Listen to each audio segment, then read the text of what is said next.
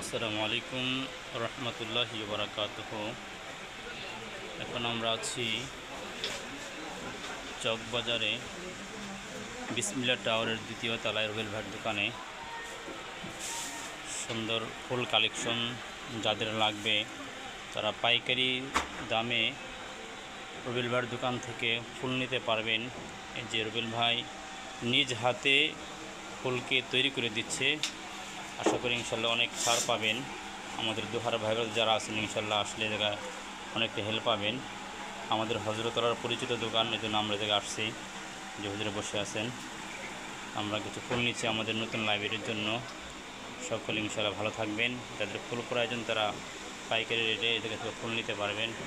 ঠিক আছে, আল্লাহ হাফেজ, সকলে ভালো থাকবেন।